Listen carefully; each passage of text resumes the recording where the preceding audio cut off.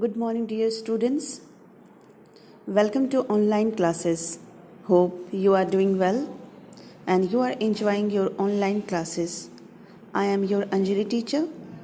As you know that I will teach you English. Already I taught you yesterday. But yesterday only I got so many requests to teach you in both of the language, Hindi and English.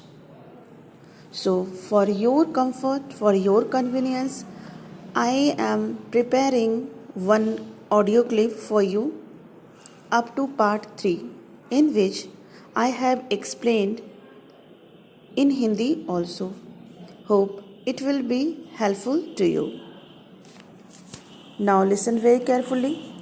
If you face any kind of problem, then do WhatsApp to me individually, not in group. Now, listen very carefully. Making a clip for you. Now listen very carefully. One day while at work in the coal mine, I happened to overhear two miners talking about a great school for colored people somewhere in Virginia.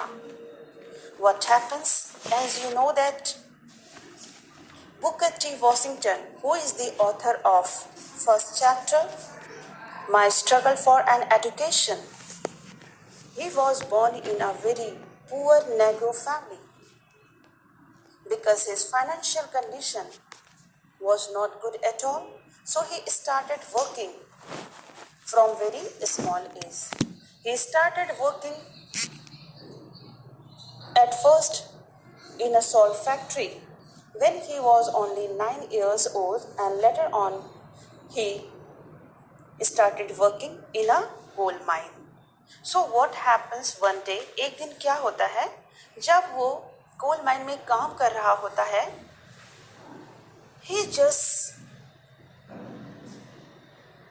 वो क्या देखता है कि वहाँ पे कुछ लोग बात कर रहे होते हैं.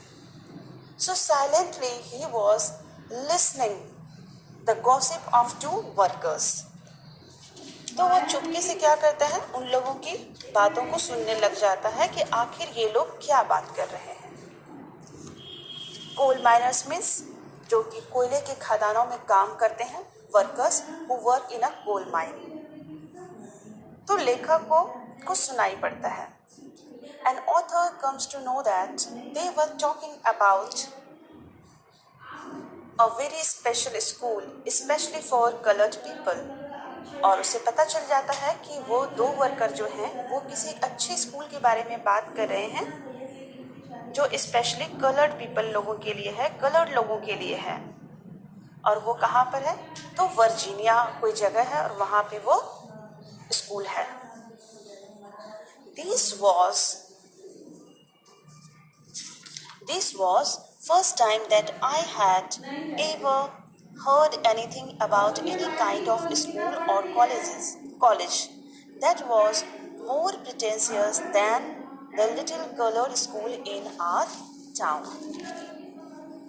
Because they were talking about a very great and special school.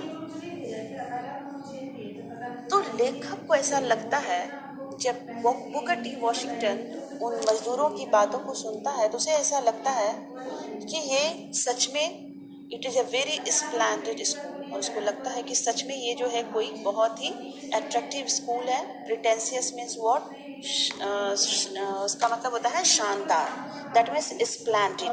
Okay, तो राइटर को ऐसा लगता है कि वाकई में ये जो स्कूल है वो काफ़ी शानदार है, क्योंकि अब तक उसके लाइफ में इतने सुंदर स्कूल के बारे में कभी नहीं सुना था. क्योंकि उसके टाउन में जो स्कूल था वो बहुत छोटा मोटा स्कूल था. And that is why it was the first time when he comes to know about a splendid school. और इसका पहला टाइम था जब वो किसी इतने शानदार स्कूल के बारे में बातों को सुनता है. As he went on describing the school, it seemed to me that it must be the greatest place on earth. Not even heaven presented more attraction for me at the time than did the Hampton Normal and Agriculture Institute in Virginia, about which these men were talking. और उनका description, यानी वो जो मजदूर थे, जो coal miners थे, वो लोग इतने अच्छे से स्कूल को डिस्क्राइब कर रहे थे, आपस में बातचीत कर रहे थे। उनकी खूबियों को सुन के लेखक को ऐसा लगने लगा कि जरूर ही यह कोई ऐसा स्थान है जो स्वर्ग से भी खूबसूरत है। And the name of that school was Hampton Normal and Agriculture Institute. और लेखक को पता लग जाता है कि ये स्कूल जो है, इसका ये नाम है और ये कहीं वर्जीनिया नामक जगह पर है। I resolved at once to go to that school, although I had no idea where it was or how many miles away or how I was going to reach it. I was on fire constantly with one ambition, and that was to go to Hampton. And this thought was with me day and night. उन सभी की gossip को सुन के, when he listened the beautiful description of that school, the author decided to go to that school. Resolved का मतलब क्या होता है? To decide something. RESOLVED. Resolved means to decide something. लेखक इतना ज़्यादा इम्प्रेस हो जाता है स्कूल के वर्णन से, उसकी खूबियों से, कि वो अपना माइंड सेट कर लेता है। He made up his mind to go to Hampton. जबकि उसे बहुत ज़्यादा आइडिया नहीं था।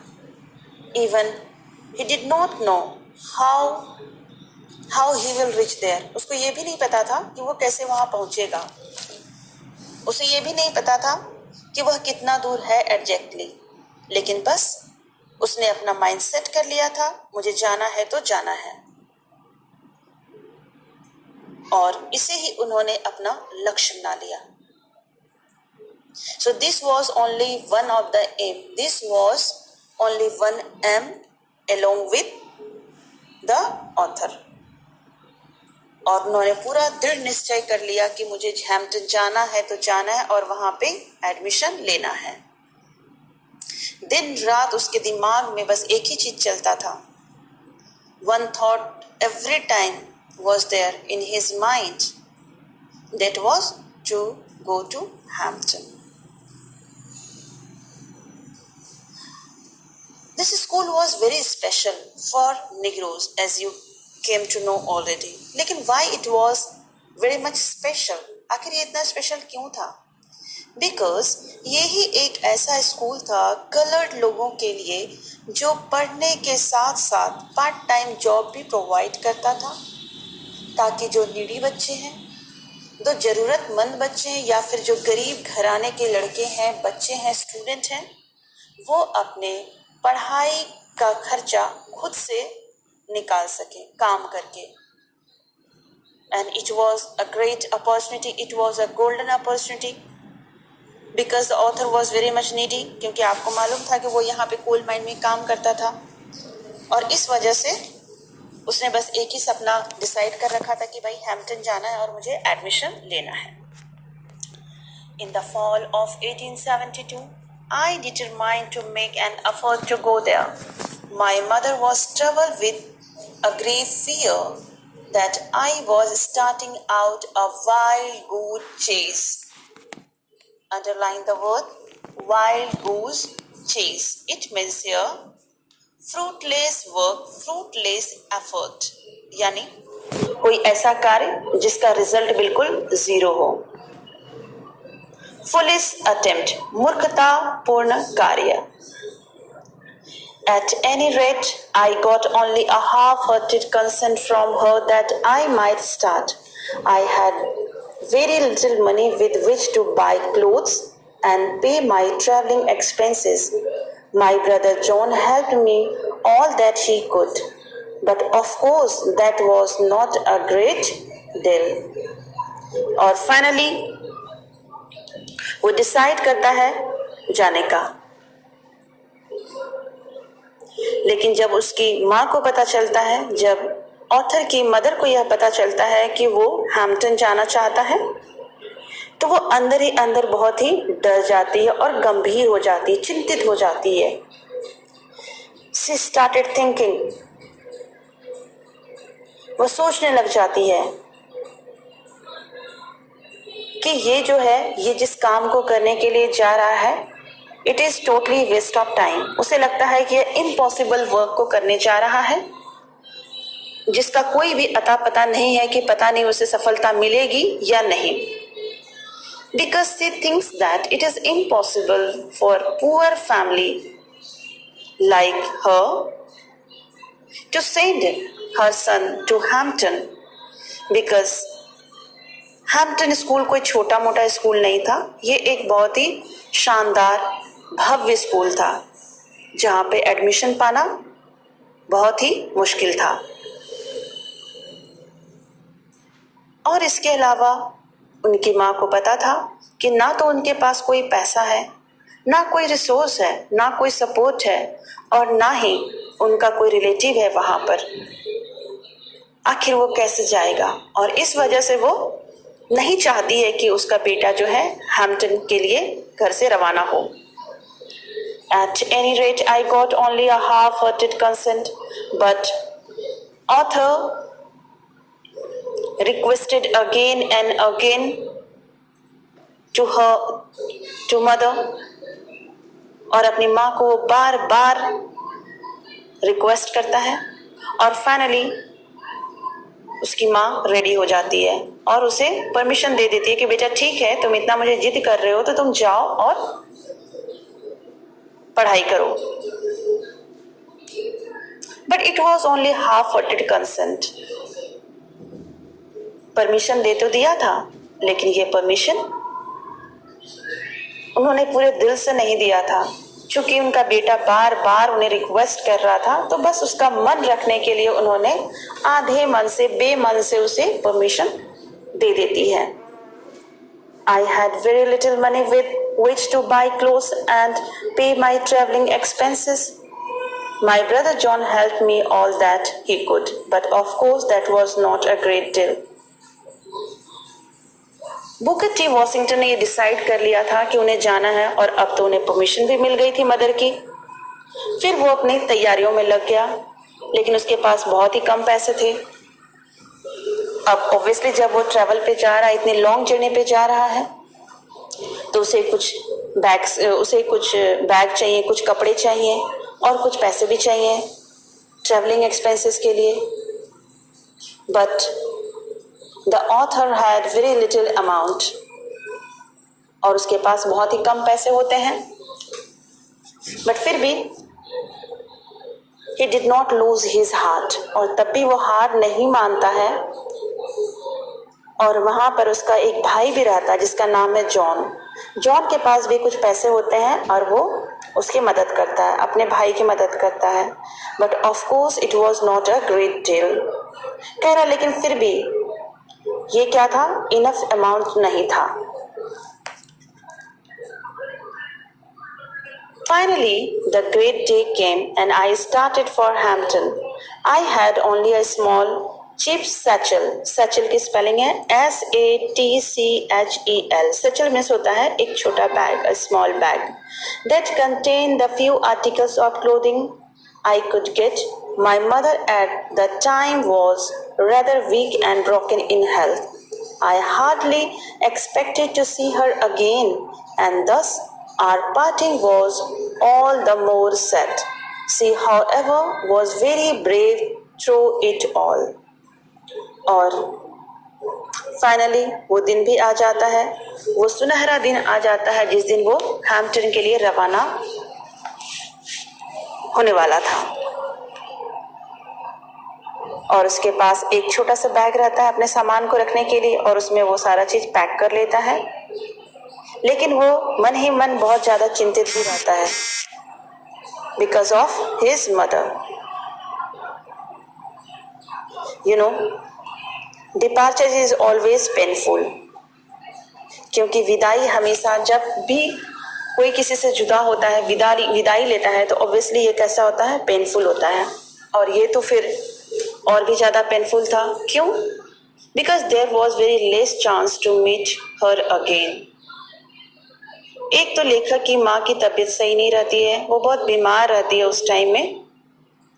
तो लेखक को ऐसा लगता है कि पता नहीं जब मैं वापस आऊंगा तो अपनी माँ को मिल पाऊंगा या नहीं, मतलब तब तक वो जिंदा रहेंगी या नहीं, जीवित रहेंगी या नहीं। और माँ तो माँ होती है। जब कभी बच्चे अपने पेरेंट्स से दूर जाते हैं तो उन्हें दर्द तो होता ही है, बट फाइनली उनकी माँ जो रहती है उसे परमिशन दे देती है जाने के लिए और उसे अलविदा कहती है, without showing any kind of weakness. और उसे जरा भी महसूस होने नहीं देना चाहती है और होने भी नहीं देती है। वो अपनी पूरी कोशिश करती है कि उसके बेटे को थोड़ा सा भी ये मालूम ना हो कि उसकी माँ बहुत ज़्यादा चिंतित है और बीमार है, because she was a very brave lady. The distance from Malden to Hampton is about 500 miles.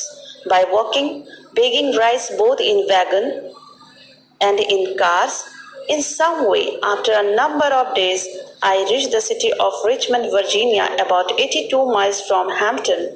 When I reached there, tired, hungry, and dirty, it was late in the night.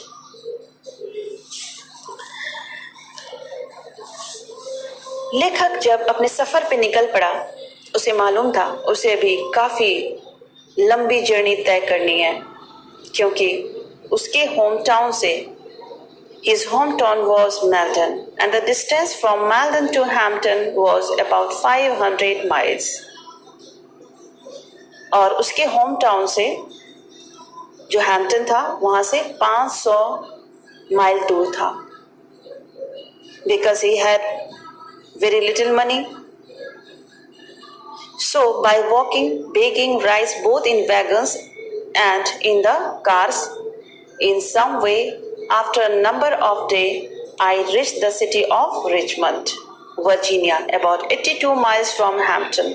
और चूंकि उनके पास पैसे नहीं थे ट्रैवलिंग के लिए, enough पैसे नहीं थे, इसलिए वो क्या करता था, बहुत सारी कुछ दूरियों को तो उन्होंने पैदल चल के तय किया और कुछ उन्होंने बार बार किसी कार वाले को या फिर किसी भी तांगे वाले को या किसी भी गाड़ी के जो भी ड्राइवर्स थे उनको ये रिक्वेस्ट करता था। और in this way he reached finally Richmond, और वो फिर से वहाँ कहाँ पहुँच जाता है, रिचमंड। और रिचमंड क्या है, एक सिटी का नाम है जो कि वर्जीनिया स्टेट में है, और वर्जीनिया जो है एक स्टेट है यूएसए का, but still about 82 miles from Hampton. लेखक कहते हैं यही उसका अंत नहीं था, क्योंकि वो अभी रिचमंड पहुंचा था और अभी भी उसे 82 माइल्स तय करना था distance. When he reached there, tired, he was tired। और क्या होता है जब वो रिचमंड पहुंचता है किसी तरह, क्योंकि काफी लंबे टाइम से उसे ना तो प्रॉपर खाना नसीब हुआ था, ना ही कपड़ा, और अपना केयर भी नहीं कर पा रहा था पूरी तरीके से, ना ही उसे कहीं किसी अच्छी जगह पर रेस्ट करने का मौका मिला। So he was completely tired, भूखा प्यासा